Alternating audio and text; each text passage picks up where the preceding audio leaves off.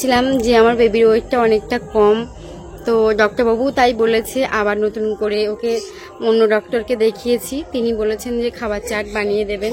তো সেটা দেখে অনামিকা দিদিভাই, সুমন বিশ্বাস দাদাভাই, তো সুমন বিশ্বাস দাদাভাইয়ের আইডিটা কি আমি জানি না, যদি দিদিভাই হও তো নামটা প্লিজ বলো, ভালো লাগবে। তো দেখো ও আসলে একটুও ঘুমায় না, তোমাদের কথাগুলো আমার খুব ভালো লেগেছে, একটু হলেও মনে ভরসা পেলাম। তো কি করব, মানে একটু খারাপ লাগে, সবাই বলে তো কিছু করার নেই, আর সত্যি ওয়েটটা কম আছে ওই জন্যই সবাই বলে। আর দেখো ওকে সারাদিন ঘুম পড়াতে পারছি না, সেই সকাল 9:30টার দিকে ঘুমিয়েছে 45 মিনিট, আর সারাক্ষণ ঘুমায় না। আর এখন দেখো সারা দুপুর ওকে ঘুমানোর চেষ্টা করে ঘুমাতে না পেরে এখন এখানে বাইরে এখন ঘুরু ঘুরু করাচ্ছি, আর শুধু বাইরের দিকে দেখিয়ে দিচ্ছি, একটু ঘুমাচ্ছে না, একটু ঘুমায় না, ওই জন্য ওয়েটটা গেন হচ্ছে না। কেন ঘুমাও না মিমি, হাওয়া তুলছো, কখন ঘুমাবে তুমি বলো? আমার ভিডিওতে তোমরা এত এত ভালোবাসা দিচ্ছ কি বলবো। দেখো সোনামায়ের ওজন নিয়ে যে ভিডিওটা আমি দিয়েছিলাম তাতে দেখো সুমন বিশ্বাস দাদাভাইও দেখো কমেন্ট করেছে, চিন্তা করো না, বাচ্চাদের এরকম অনেকেরই সঙ্গে হয়। তো তোমাদের এসব কমেন্টগুলো সত্যিই খুব ভালো লাগে, শুনলে একটু মনে শান্তি পাওয়া যায়। তো এই সুমন বিশ্বাস যদি কোনো দাদাভাই দেখো বা দিদিভাই যেই দেখো, যদি পারো আমাকে একটু জানিও তোমার নামটা, তো খুবই ভালো লাগবে। যদি দিদিভাই দেখে থাকো আর যদি দাদাভাই দেখে থাকো তাহলে তো সুমন বিশ্বাস দাদাভাই দেখছো। তো এসব একটা কমেন্ট যে কতটা মূল্যবান সেটা মানে যারা দেখতে পায় তারাই বুঝতে পারে। দেখো অনামিকা ব্যানার্জি বলে যে দিদিভাইটা, আমার হোয়াটসঅ্যাপেও কথা হয়েছে, তো দিদিভাইটা এত এত ভালো, তো আমি কি বলবো, মানে আমার ভিডিও প্রত্যেকটা ভিডিওতে কমেন্ট করে, তো আমি নামটা না নিয়ে পারলাম না। তো আমার অনেক অনেক শ্রদ্ধেয় একজন মানুষ, জীবনে অনেক ভালো মানুষ আসে যায়, কিন্তু কি বলতো এরকম মানুষ পাওয়া যায় না। তো দিদিভাইটা সত্যি খুব সুন্দর দেখতে, আর দিদিভাইয়ের ব্যবহারটাও খুব সুন্দর। তো মানুষের এরকম ব্যবহারই সব থেকে মানে আপন হয়ে থাকে।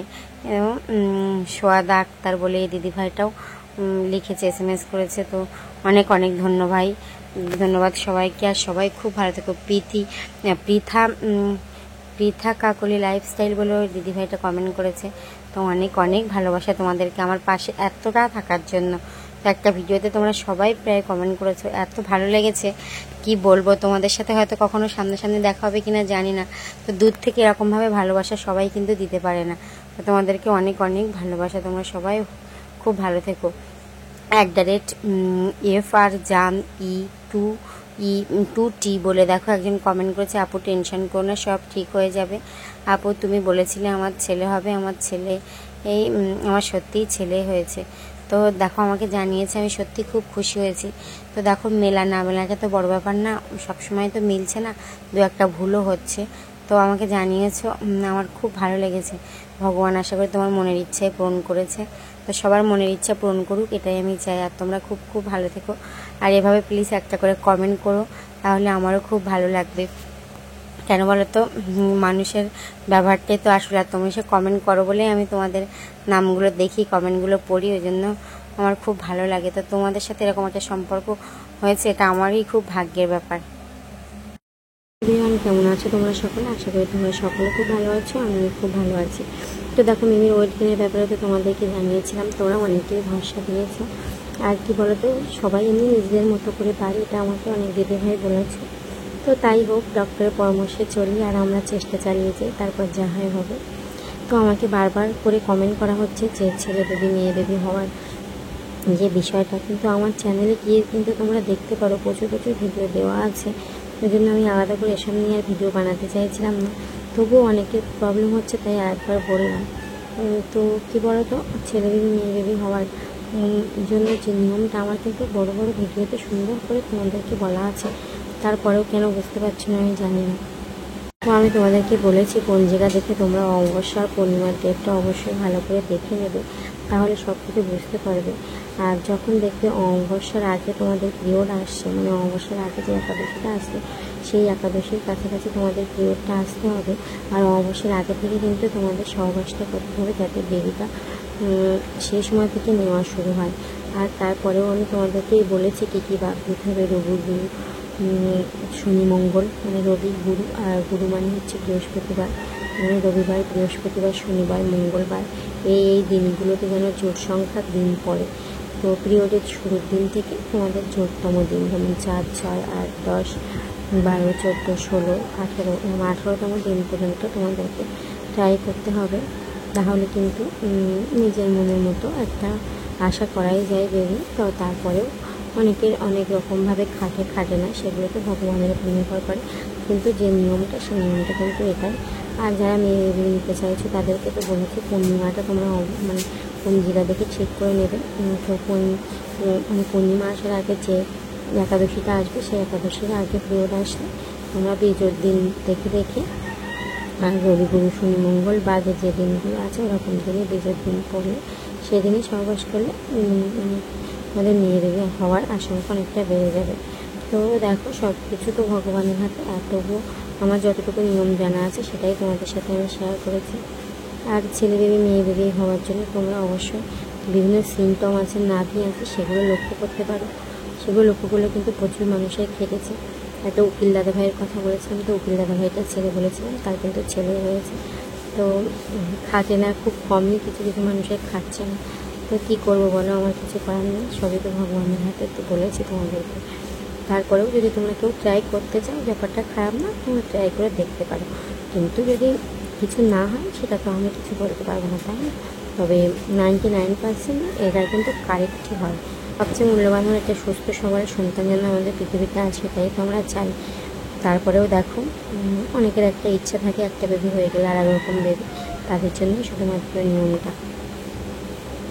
আজকে দেখো মিমিকে নিয়ে একটু বাইরে এসেছি, মানে বাইরে পরিবেশটা দেখাবো বলে।